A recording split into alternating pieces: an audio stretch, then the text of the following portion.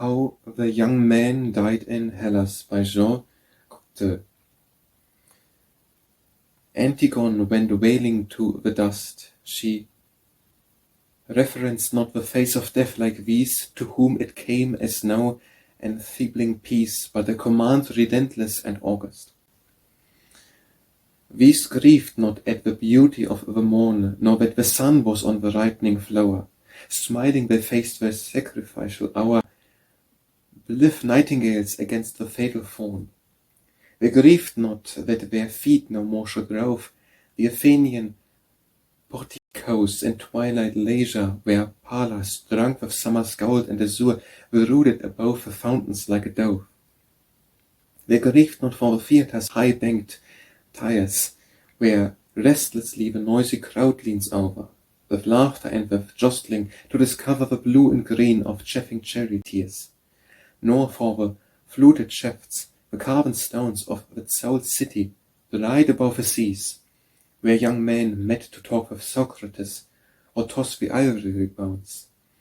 Their eyes were lit with tumult and with risk, but when they felt death touch their hands and pass, they followed, drooping on the garden grass, the parchment and the disk.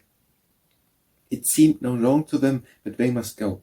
They laid their lives down as the poet lays on the white page the poem that shall praise his memory when the hand that wrote is low. Erect they stood and, festily arrayed, serenely waited the transforming hour, softly as hyacinth slid from youth the flower of a shade of cyperus to a cypress shade. They weep not for the lost Ionian days, nor liberty, nor household laugh and laughter, nor the long leaden slumber that comes after life's little wakefulness. Fearless they sought the land, no sunset see, whence our weak pride shrinks back, and with return, knowing a pinch of ashes in an urn, henceforth our garden and our house should be. Young men, my brothers, you whose morning skies I have seen the deathly lassitude invade, oh, how you suffered, how you were afraid, what death-damp hands you locked about your eyes. You so insatiably athirst to spend the young desires in your hearts abloom, how could you think the desert was your doom, the waterless fountain and the endless end?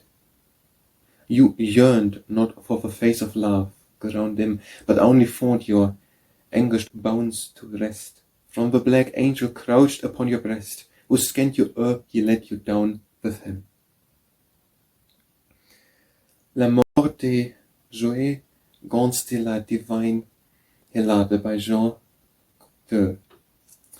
Antigone cria et morcha au supplice, n'avait pas de la mort le sublime respect.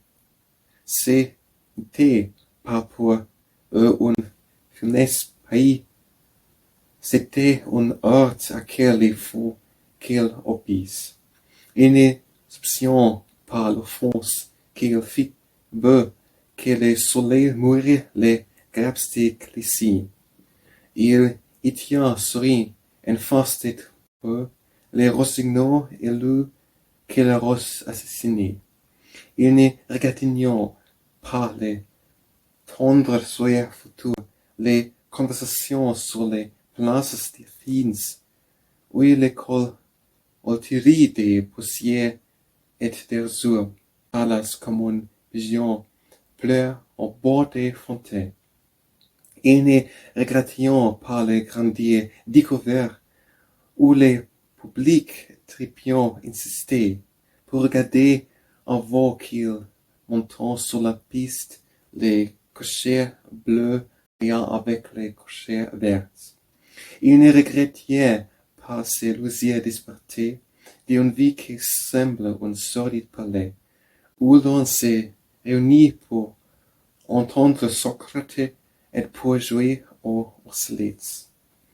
Il était ébloui des tumultes et des risques, mais si la forte mort les désignait soudain, il dossier sans guimir solaire du jardin, les livres et les disques. Ce n'est pas pour eux l'insupportable affront, ils se sans choc, sans loup, sans tapage, comme un vent aide bien remue sur le front, un vers définitif se tendre sur la page. Il était résigné, vétus, rigide, prêt pour cette expérience étrange, comme hyacinthe en fleur indolemment se chance et comme Cypars s'est transformé en cyprès. Il ne regrettait rien de vivre en lui, d'être libre, de voir des mers et des soirs, et de sentir ses lourds sommeils invasieux après un corps insomnié. Ils rentraient au séjour qui n'a plus de saison, où notre faible orgueil se refuse à descendre, sachant que l'urne est au guide on peut descendre. Sera tout le jeudi et toute la motion. Jadis, je vous mourir des frères de mon âge. Je vous montre en eux l'indescriptible torpeur. Ils avaient tous si mal. Ils avaient tous ses peurs. Ils se prenaient la tête avec les monstres en âge. Et ne pouvant pas courir, ayant si souffre si faim, on te désire de tout avait encore si jeune, à ce désir son source à ces immenses jeux, à ces termes confus qui n'est jamais défini.